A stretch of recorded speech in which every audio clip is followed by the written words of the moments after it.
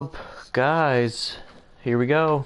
It is the final power rankings coming at you for Overwatch League Season 2. The season starts tomorrow. I am super excited. Hope you guys are too. Tomorrow, the first prediction video for the new season will come out. So look forward to that. But for now, we are trying to wrap up the power rankings, going from number 5 to number 1. We are going to run through 20 through 6 real quick. At 20, Florida Mayhem. 19, Chengdu Hunters. 18, Washington Justice. 17, Toronto Defiant. 16, Boston Uprising. 15, Paris Eternal. 14, Guangzhou Charge. 13, Houston Outlaws. 12, Hangzhou Spark. 11, Shanghai Dragons. 10, Dallas Fuel. Number 9, Atlanta Reign. Number 8, San Francisco Shock. Number 7 is the Vancouver Titans. And then number 6 is the Seoul Dynasty. So, we got 5 teams left. And our first one is going to be the LA Gladiators. So, the story of the Gladiators is decently well chronicled.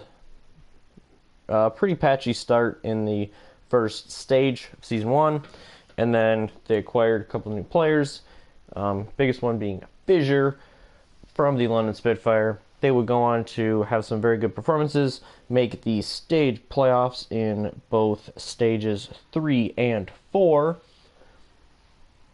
They would unfortunately lose their first matchups in both of those stage playoffs. Then they would eventually finish 25-15. They got the 4th seed and made the playoffs. They jumped out to an early series lead on the London Spitfire, and then the Spitfire came roaring back and eliminated them from the playoffs.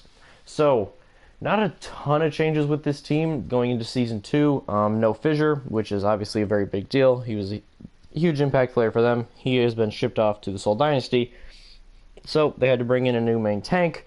They signed Roar from Gangdu Panthera Season 2 of Korean Contenders. They took 2nd place. They lost to Runaways in a very close, amazing final set. I would highly recommend anyone watching that set if you enjoy good Overwatch. They made a couple other small moves. They parted ways with a couple of their bench players. So we're gonna run through the roster real quick. Tanks, like I said, you got Roar. Their other main tank is Panker, but he is on a 2-way contract. He mostly plays for the Gladiators Legion, their Contenders team. Then you have, for their support, I almost said their support tanks. For their off tanks, you have Bishu and Void. 2 good tank players. I like both of them. I prefer Bishu on Diva, but I think Void is a better Zarya. So we'll see if on some of these GOAT maps, we'll see if we see both of them in the lineup, or if they try to flex one of their DPSs onto the Zarya.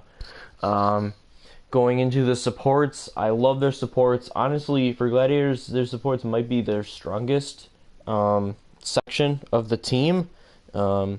And I think that they have a lot of good sections. But they have the 2 returners from last year. You got Big Goose on main support, and you have Shaz on off support. Like I said, great combo. They've been playing together for a really long time. They're both very good. Big Goose is significantly better on Lucio than Mercy, so the fact that Lucio is used way more than Mercy right now is a good thing for the Gladiators. It's a good thing for a lot of the teams in the league.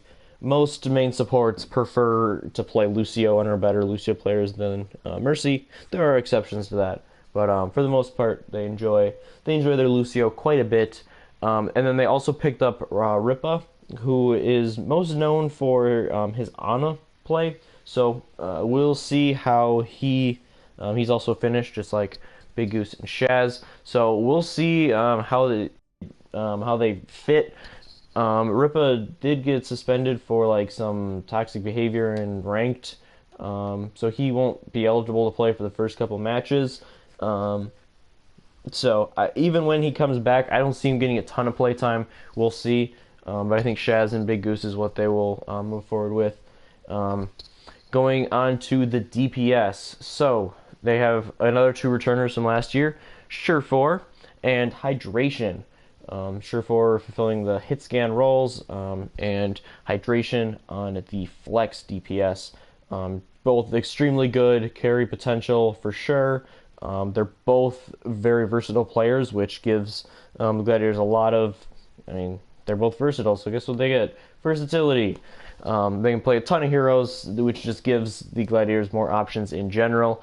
With comps. Unfortunately, you can't be. It seems like in this current meta, you can't be super creative. It's more just goats and a couple of variations of goats, and then at times, like your if quad DPS is run on a couple maps, I think that the Gladiators will do well in that because they have like Shaz and Big Goose who have both played DPS in the past. So this team is very, very good. The last thing that they added was Decay, also from Kongdu Panthera, the same team as Roar was from. I don't believe he's eligible to play yet. I still think he's 17 going on 18. He'll be able to play, I think, in Stage 2. I believe that's correct. But he is a very hyped up player.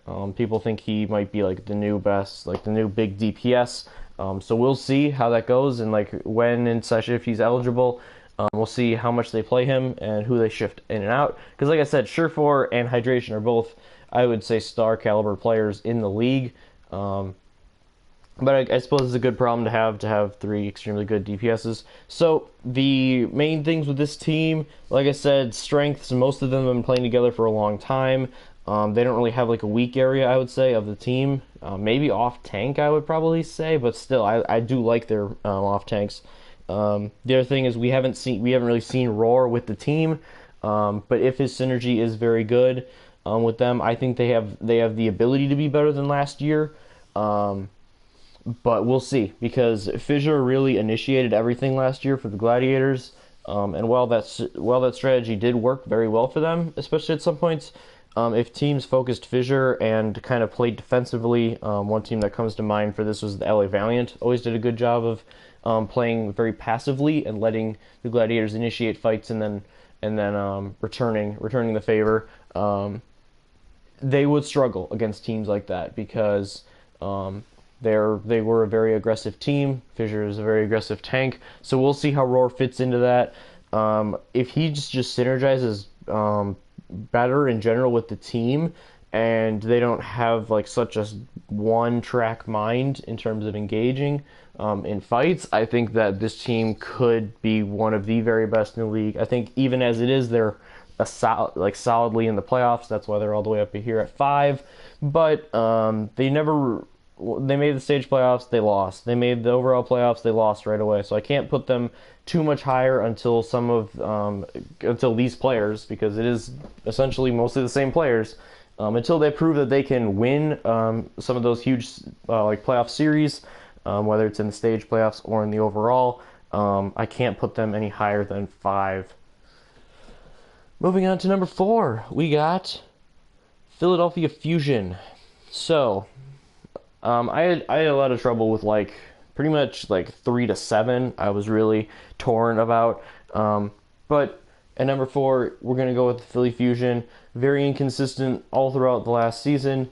The only reason I talk about last season is because they do retain a lot of the same roster. So a lot of the things that applied to them last season will still apply to them now.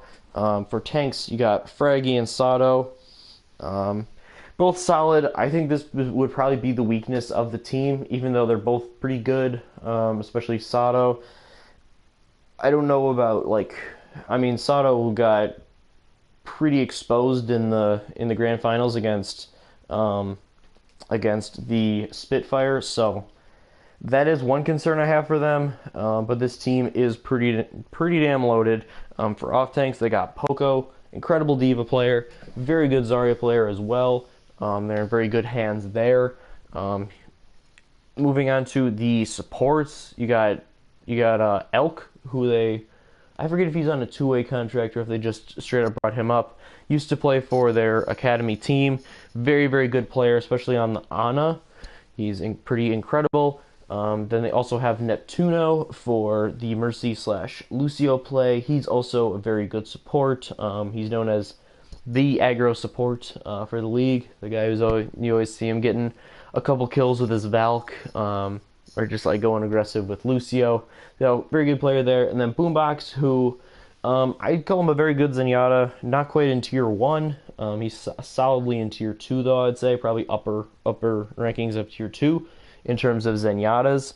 The only thing with him is sometimes his ult usage is questionable and kind of weird, but overall a very solid player. And then you come to the DPS, which is their bread and butter. You got Snillo. He played a decent amount last year, stages like 2 and 3. A very, very good tracer player, but in a non-tracer meta, this skin is actually sick. I love this skin. But I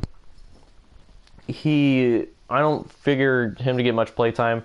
It's all about the duo of EQO and Carpe. So EQO is the flex guy. You see him on Roadhog, you see him on Pharah, Genji, whatever it is. He's the one to flex onto the DPS roles, and he's good at a lot of them. Very, very good player.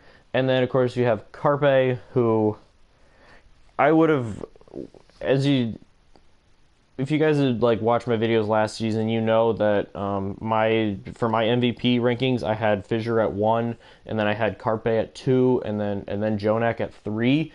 Just because even though Jonak is probably a better player, or at least he was last year, a better player than those other two, just the impact on their teams. Philadelphia, as you guys know, they made it as the 6th seed.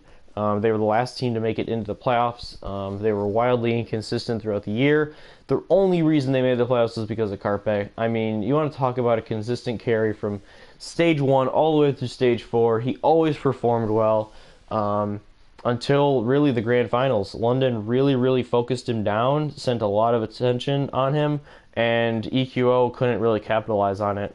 When one of your DPSs gets targeted so hard by like Gesture, London's main tank was hopping on Carpe every single fight, and they'd also have their DPSs going after him. You need somebody else on your team to respond, and they couldn't really do that, whether it would be like EQO or Sato or Poco. Nobody really made plays once Carpe was getting shut down to an extent. So I think that's one of the main problems with this team. Like I said, main tank-wise, I'm not completely sold on Sato, especially if they're on Reinhardt. I'd pretty much rather see them play Fraggy on Rhine, but it seems like Sato has really taken the starting job securely.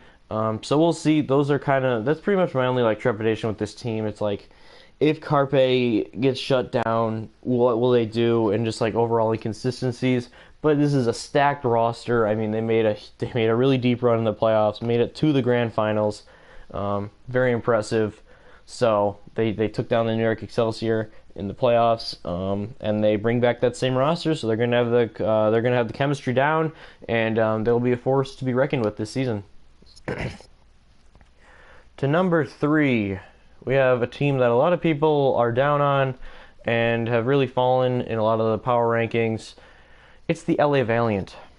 So Valiant had a journey in season 1. It was a crazy journey. If you've like watched any of their videos or just like followed this team at all, lots of changes, lots of drama. But they were kind of like the fuel, but successful. Like they had a lot of drama and they had a lot of changes that happened throughout the season, but they made the right changes and they fixed the drama. And Dallas kind of did that, especially towards the end of the season, but obviously the Valiant were way more successful at dealing with this adversity. They finished with the second best record. They did lose to the eventual champs, London Spitfire, in the playoffs. But yeah, this essentially, their roster is very similar to the one that they ended last season with. The one big change is they no longer have Soon. If you guys don't know, Soon is French. And when Paris came out with their team, when Paris got their expansion team this off season. He really wanted to play for that team and asked to be moved, and the Valiant they obliged. They did send him, and he's an incredible Tracer player, very good Widow as well. So they will miss him. That's a lot of the reason why they've fallen. They didn't really make many moves to make themselves better.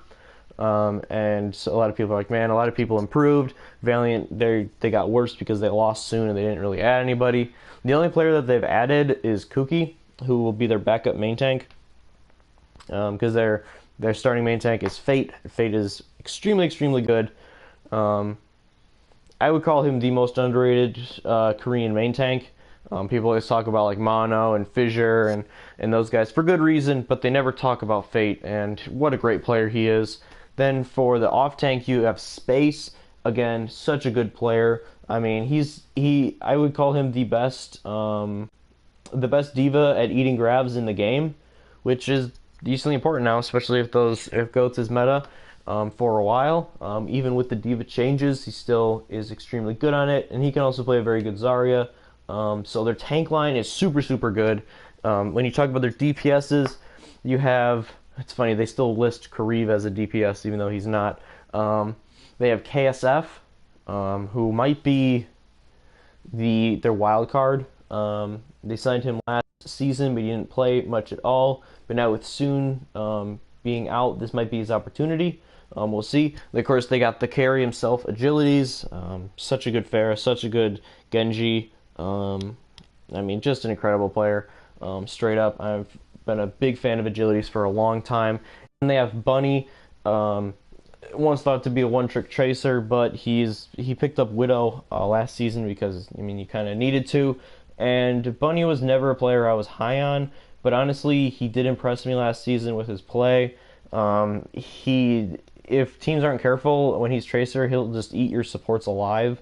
But again, with the meta right now, he's not going to be super useful with his hero pool. It'll be really interesting to see who they all play right away. But I think even with losing Soon, this is still a very good DPS core anchored by Agilities. This team, like I said, they've been playing for a while. Great chemistry. I think they fixed a lot of their problems. Coach Moon he's their head coach. He's the guy that they brought in midway through season 1. I really, really like him. I think he's one of the best coaches in the league, so that helps them as well. Very solid staff. For supports, they have Izayaki, Kareev for off support, and then they have Kusta for main support. Again, Kusta, very good in-game leader, stays calm, really helps team morale. Then Kareev is a very good Zenyatta player.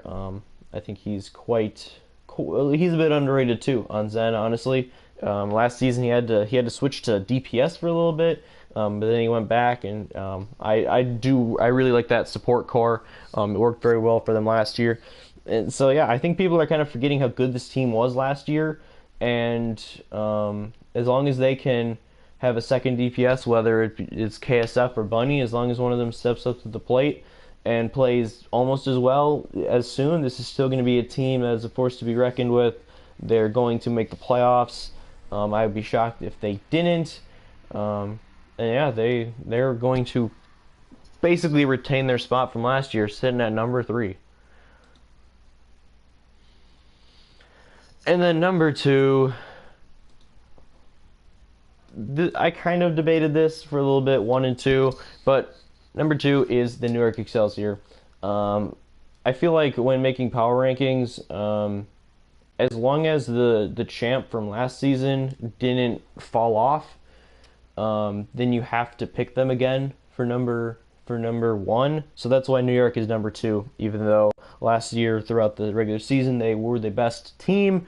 They did not come through in the playoffs, and that's why they're going to sit at number 2. But I mean, there isn't too much to say about this roster. I mean, supports, Amano, Arc, both very good. Jonak, MVP of the league, best Zenyatta in the world. I mean, yeah, best support line in the league. Then you go into their tanks. You got Mono, you got Meko, incredible combination. They did lose Janus, but in my eyes, Mono is substantially better than Janus, so I don't think it's that big of a deal for them. They have a lot of DPS. That is like the one concern I kind of have about them. It's kind of the same as the Shock. They have such a loaded roster. How are they going to manage playing time for these 5 DPSs? We'll run through them real quick. Pine, you probably know who Pine is if you know Overwatch. The big boss himself. I mean, you want to talk about the McCree, you want to talk about the Widow. Super aggro player. One of the best in the world. Then you have Libero, the Flex God. He picked up Widow and was really good on it. I mean, Pharah, incredible. Genji, so good. He was really good on Brigitte as well, which could still be important at the start of this year. Yeah, he's the Flex God. I mean, Junkrat, whatever he's needed to do, he'll pick it up and he'll play it really well. Sabiolbi, the OG Tracer. He's been destroying people on Tracer for ever since Overwatch came out. Not super flexible. He did pick up the Widow and was very good on it. But again, with this meta, I think Sabiolli might not see a lot of time playing towards the beginning of the year. But, I mean, keeping him in the back, I mean, if Tracer ever comes back in meta, boom, put him in, and you got dominance right there. Then you have Flower. If you remember him from a couple World Cups ago, he absolutely carried South Korea past a very good USA team. Like, again, not this past World Cup, but the one before. They had one of the best matches in all of Overwatch history. And he just carried on Widow. He's very well known on Genji as well. His play did fall off a bit, but now he's 18. He is in Overwatch League. He was in Contenders before, and he probably didn't care too much. He probably didn't try as hard as he should have. But now he's at the big time, so it's time to prove it. A lot of people thought he'd be one of the best DPS in the world. Now we'll see. We'll see if he is one. Well, it'll be interesting to see how much playtime he gets as well.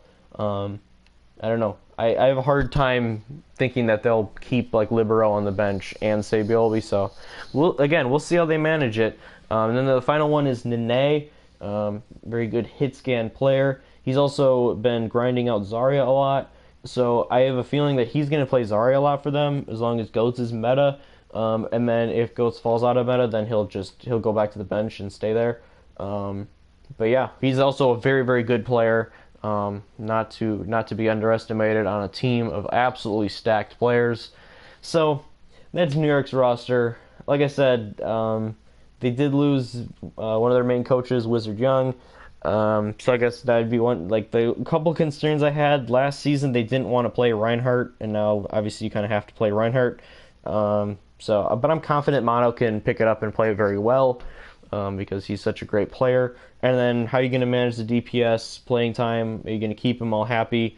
But again, it's such a good problem to have. You know, a lot of teams in this league would wish to have that same problem. Yeah, we got 5 like really fucking good DPS players, man. So the team's been playing together for a long time. Good chemistry, absolutely stacked players. They will be up there. A lot of people have them as the Season 2 champ. I wouldn't be surprised if they won Season 2 at all.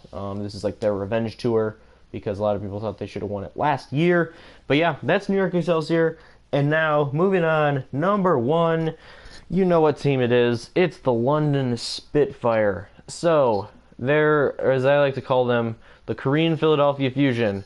Obviously Philly has a couple Korean players, but London is full Korean.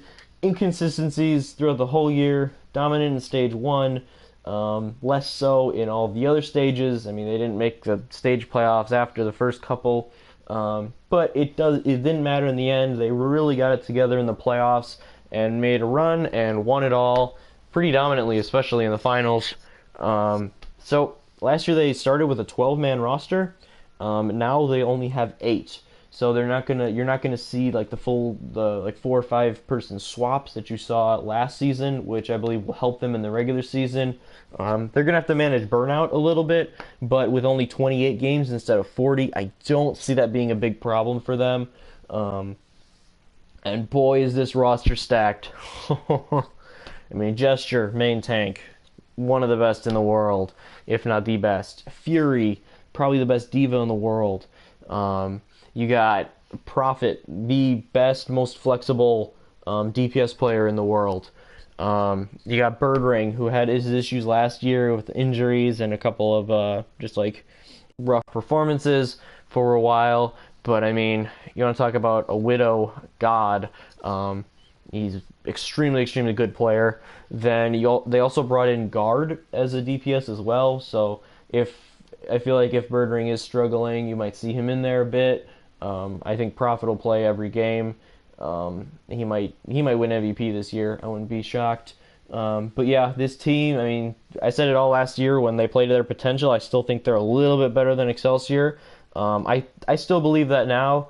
Talking about their their supports, Nuss, Bedoshin, so good. Bedoshin, I call Bedoshin the second best Zen in the league, only to Jonak. Nuss, very, very, very good on Lucio and Mercy. And they also brought in Krillin, who I believe is a Zen player. Probably a big fan of Dragon Ball as well, I would assume. And I hear he's kind of like Jonak, where like they just like saw him on the ladder and he really impressed them, so they signed him. I mean, obviously he had to try out as well. He was a guy that didn't have a lot of pro experience, but he really impressed them when he tried out. So it'll be interesting to see how much playtime he gets if they split that up with Bedoshin. But yeah, there's not much to talk about with this team. I mean, Gesture's a carry. Fury is as much of a carry as you can get from an off tank. Prophet's a carry. Birdring can carry. Bedoshin can carry about as much as a Zenyatta can. So, such a good team. The only problems last year, like I said, is the inconsistencies, which slimming down the roster really helped with that, I think. And then they also had like adapting them to the meta issue, especially in the middle stages. But I mean, when I look at this team, good coaching, good management, and when you have players of this caliber, a lot of times you can make up for that. We'll see how well they play GOATs, but yeah, until further notice, this is the team for me. They're number one still. I don't care that Excelsior was better throughout the regular season than the last year. This is all about power rankings, peak performance. I don't think anyone is above the Spitfire right now. Whew. All right, so that's it. Those are my power rankings. I won't run through them all again because I already said 6 through 20 earlier. You can put it together, the last 5. So let me know what you think about these power rankings. I took a couple risks. I let my bias show for a couple of picks, but I think overall I was pretty fair. Just looking at straight up the roster, and that being the determinant. Let me know if you enjoyed the video. Let me know if you agree with my rankings or if you think that they are straight up garbo. I am curious to see your thoughts. Like I said, tomorrow, first prediction video coming out. Tomorrow, that's it. It's Overwatch League. The wait is just about over. 6 p.m. Philadelphia Fusion versus London Spitfire, the rematch. And then other great matches, New York versus Boston, LA Glad versus Dynasty, Dragons, Spark. It's going to be great. Super hyped. There is a show match tonight between like content creators and some of the Overwatch League talent. So I would tune into that. I think that'll be very entertaining if you'd like to. And I hope you have a great day, and I'll see you in the next one.